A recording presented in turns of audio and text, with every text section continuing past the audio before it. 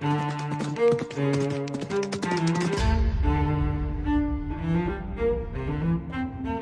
Frazetta Friday, Frazetta fans. I'm Sarah, and this is Frazetta Fridays with Frazetta Girls. In my very first episode, I had talked about my grandfather, Frank Frazetta's work for publisher James Warren.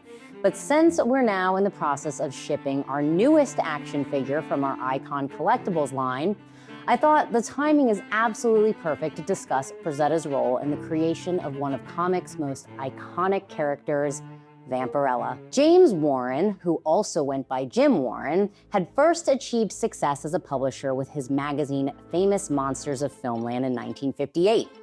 With Hammer's sexy Dracula and Frankenstein films filling the theaters and kids' rediscovery of classic horror movies on 1950s TV, Famous Monsters was the right magazine at the right time, in the right place, and capitalized on a new generation's excitement for everything that went bump in the night.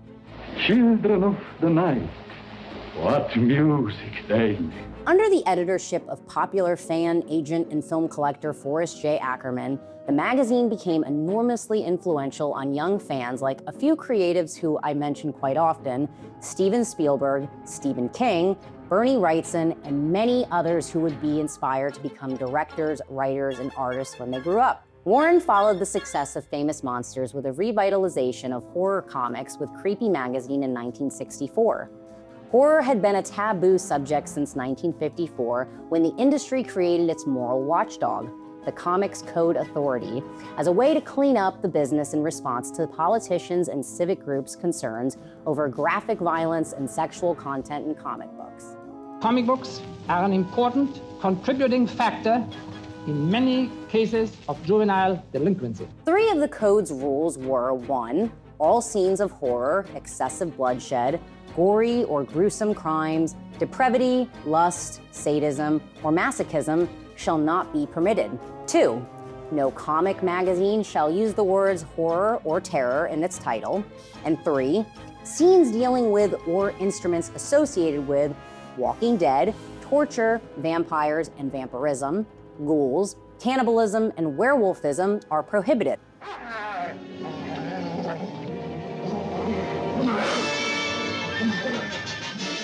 There were plenty of other rules, mostly spelling out what comics couldn't include, like profanity, obscenity, smut, vulgarity, or words or symbols which have acquired undesirable meanings, and dictating that females shall be drawn realistically without exaggeration of any physical qualities, dictating the way women could be drawn. Nudity or sexual themes of any sort naturally were big no-nos. Of course, the code was strictly voluntary since there was no actual law requiring its use.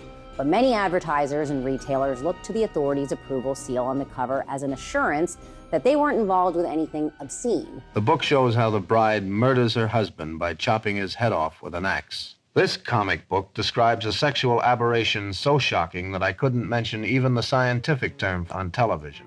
The negative effect of not having CCA's approval was often the lack of distribution by the wholesalers who served as the unofficial enforcement arm of the Comics Code Authority by agreeing not to handle comics without its seal. The irony that everyone missed was that many of the distributors at the time were owned by the mob, and the Goodfellas were not generally known for protecting people's morals. A number of companies in the 1950s, including EC, the legendary publisher of Tales from the Crypt, The Vault of Horror, crime suspense stories, and weird science fantasy, and for whom my grandpa and many of his friends worked, stopped producing comic books rather than submit their titles for approval and have changes dictated by the Comics Code Authority. Interestingly, the CCA's power was far from absolute, and neither they nor the distributors and retailers ever interfered with two major publishers, Dell Comics and Gold Key Comics, who did not submit their books for review or display the seal. Many of Dell's and Gold Key's licensors were the producers of family-friendly films and TV shows, including the Walt Disney Studio, and, as writer Harlan Ellison once famously said, nobody fucks with the mouse. And that included the Comic Code Authority. James Warren was always something of a rebel, a boisterous and bombastic character who made things happen regardless of the odds against him. He decided to avoid dealing with the CCA entirely by publishing his comics in a magazine format, much like Mad had done several years earlier, and gleefully packed creepy with most of the taboos the code said were forbidden.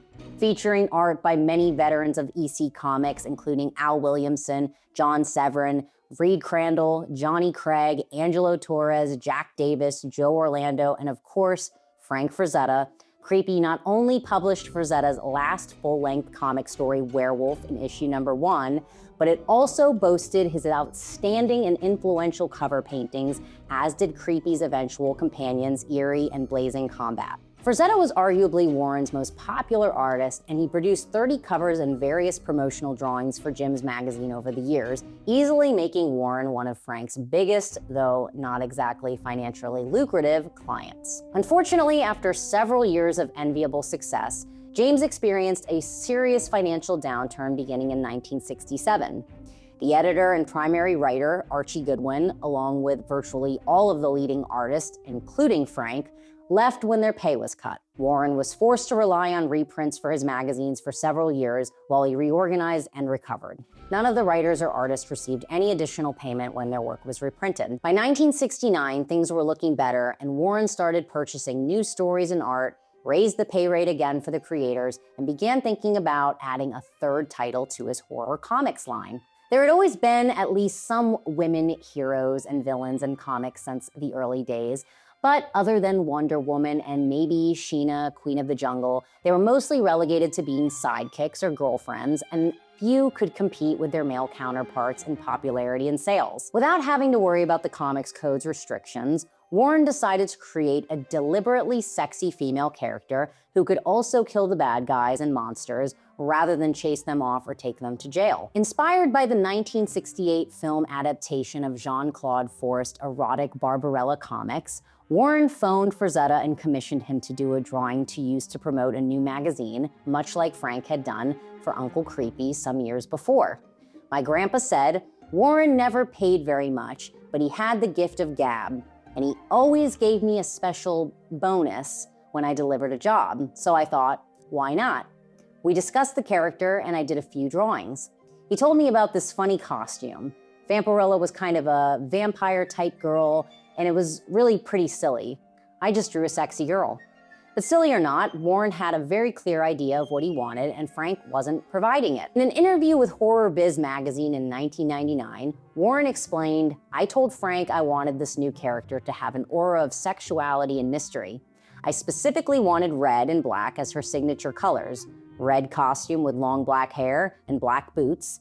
Frank originally saw her as a blonde, but I insisted she have long black hair. Warren knew what he was looking for, but he also didn't care for Frazetta's initial costume design and wanted Vampirella to resemble his teenage sweetheart, Gloria Rife, but he was having a difficult time explaining his ideas. Trina Robbins was able to add some clarity and put Frazetta on the right track. Born in 1938 to Jewish immigrants, Trina Perlson was raised in Brooklyn, became a science fiction and comic book fan as a child, attended and dropped out of Queens College in New York, studied drawing at the Copper Union, and eventually became, like my grandfather, a legendary creator who inspired comic artists, historians, and readers. In 1955, she briefly dated the previously mentioned author, Harlan Ellison, who would himself go on to work for Warren some years later when he wrote the story Rock God, based on Frazetta's painting for Creepy number 32. Trina moved to Los Angeles in 1960, where she was a nude model for men's magazines, met and married Paul Robbins in 1962, returned to New York in 1966 following their divorce, and lived in Manhattan's East Village, where she worked as a cartoonist for the East Village Other and ran her hip clothing boutique, Broccoli. Trina was intimately involved with the 1960s rock community and was close friends with Jim Morrison and members of the Byrds. She designed clothes for Mama Cass Elliot, Donovan, and David Crosby, among others. She made such a strong impression on singer-songwriter Joni Mitchell that she celebrated Trina's fashion sensibilities and artistic talent in the opening verse of her song, Ladies of the Canyon.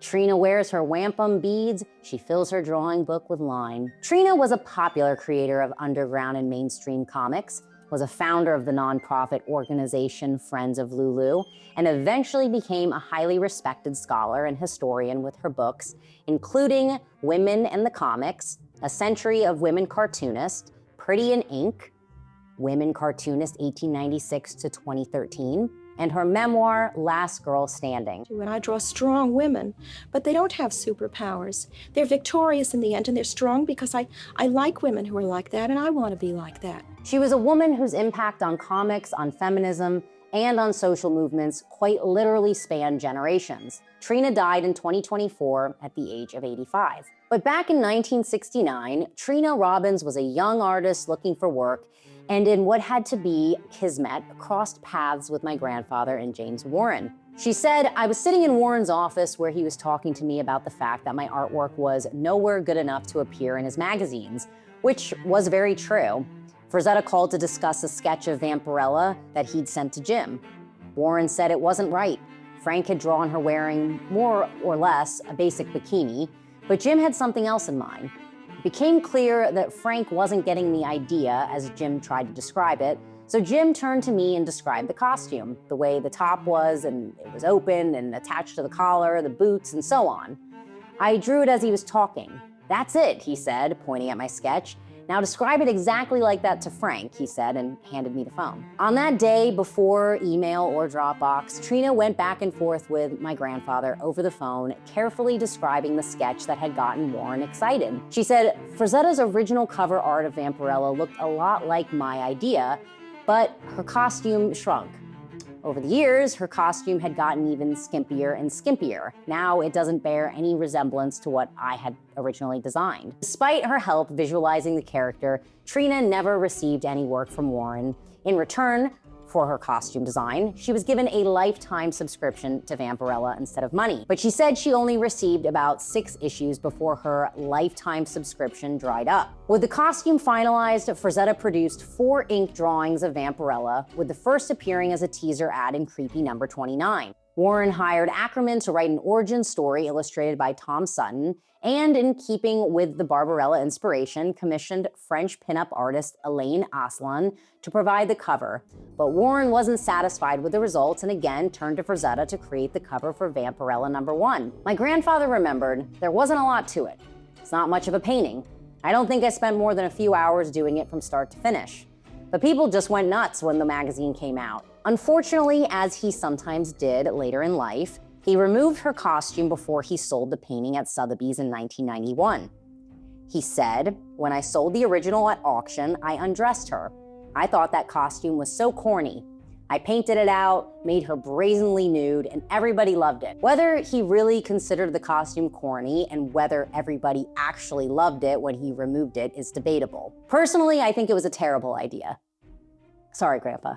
My grandparents had gotten into a dispute with Warren over the years, and it's more likely that Grandpa altered the painting prior to its sale more as an act of petulance than anything else. Story goes that he said he would paint Vampi's costume back on if the buyer wanted, but the new owner didn't take him up on the offer, which I find hard to believe. It's all really too bad because his cover for the first issue of Vampirella is an important part of comics and Frazetta's histories, a painting that, simple as it may be, became iconic and has influenced virtually all of the other artists and cosplayers that have followed in the decades since it first appeared in 1969. Grandpa's art appeared on 5 issues of Vampirella, but only the first featured the title character. 3 of the covers, number 5, 7, and 11, were pieces Frank did at Warren's request, though number 5 vaguely illustrated an interior story by Billy Graham, not the evangelist. The other 2 were strictly Frank's ideas. James obtained permission from the producers to use one of Frank's posters for the film Luana as the cover for issue number 31 in 1974. Despite the magazine's popularity with fans, Warren was never particularly happy about Ackerman's pun-filled origin story, and it wasn't until Archie Goodwin returned in 1970 to write a series beginning in Vampirella number 8 that his vision of the character was finally completely realized. Jim always dreamed of turning Vampirella into a movie, and in 1975 he entered into an agreement with Michael Carreras of Hammer Films. Actress and model Barbara Lee was cast as the perfect Vampirella and signed to a 6-picture deal, but that project never went into production. Promotional photos of Barbara in costume appeared on 8 covers of the magazine. A direct-to-video Vampirella film directed by Jim Wynorski and starring Talisa Soto and The Who's Roger Daltrey eventually did appear in 1996. Is it any good? Well, It does have a 0% fresh rating on Rotten Tomatoes, so that probably says it all.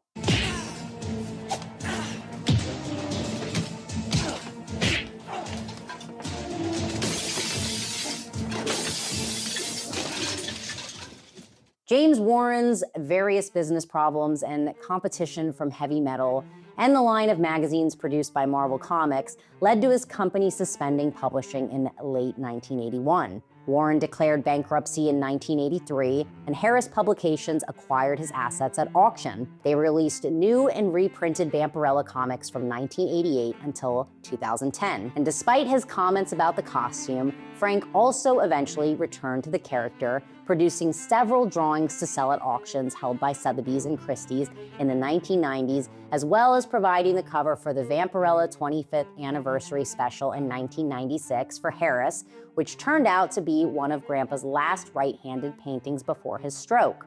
Legal murkiness and a 1999 lawsuit filed against Harris by Warren resulted in his reacquisition of the rights to Creepy and Eerie, and Dark Horse had produced archive editions collecting the magazines over the years. I actually had the honor of meeting James Warren a few years ago at a convention, and he still had the gift of gab. He was gregarious, he was energetic, and he was very affectionate. I gifted him one of our officially licensed edition Creepy Giclées. He signed it, and we got a picture together, and it's a memory that I hold near and dear. As for the Vampirella rights, Dynamite Entertainment acquired the character in 2010 and has been her publisher ever since. Frazetta Girls has had a wonderful working relationship with Dynamite and hope it continues for many years to come. As always, thank you for watching. To support this channel, please like and subscribe. If you'd like to learn more about Frank, please visit FrazettaGirls.com. But before you go, I would like to share a quick unboxing of our newest action figure from our Icon Collectibles line, Vampirella. Thanks for watching our quick Vampirella unboxing. This is our 4th figure in our Icon Collectibles line. On the front of the box, we have my grandfather's illustration of Vampirella for Vampi's 25th anniversary. Great embossing on the box. We open to a window box revealing Vampi and all of her assets, and we have a fantastic quote about Frazetta and his idealized woman. All right, let's get her unboxed. She comes with a lot of accessories, so she has 2 layers, but let's tackle the base first. All right, let's get right into it. So the first tombstone we have is a tombstone honoring my grandfather, Frank Frazetta. Then next up, we have a tombstone honoring my darling grandmother, Eleanor. And then we have some additional tombstones because we want to create balance, so they're just for decoration. And of course, but not least, we have Icon Collectibles as a tombstone. And she's ready for Vampirella. Oh, before I forget, we do have a little branch. Here it is. Okay, put that branch in. That's also for decoration. It's all about the details. This skull is from Vampi 25th Anniversary, and the next skull is from Vampirella #1. Now, to Vampirella. Here she is with her long hairdo. This is the classic hairdo, and look at that body. Look at that sculpt. Oh, she is beautiful. I love her. She's got that classic Frazetta girl face. Now on to a quick articulation run through. She's nice and flexible for all of the poses. Surely she's ready to kick your ass and take your blood. All right, enough of that. Now we're going to change out her hair to my favorite hair because I just think she looks sexier this way. This is from the 25th anniversary painting. Okay, now let's get some bats on her hand, lift her arms up, and put the bat seamless. And of course, we have the alternate head sculpts. We have the I just drank all of your blood and I'm happy and full. And then we have the fangs. I'm about to drink your blood and be full and happy. Then look at these hands. All of the hands in my hands so she can grip, tame her bats, and suck all the blood. And then we will finish looking at her little bat friends. These sculpts were, of course, also from the Vampi paintings by Frank. All for you, Frank. We love you.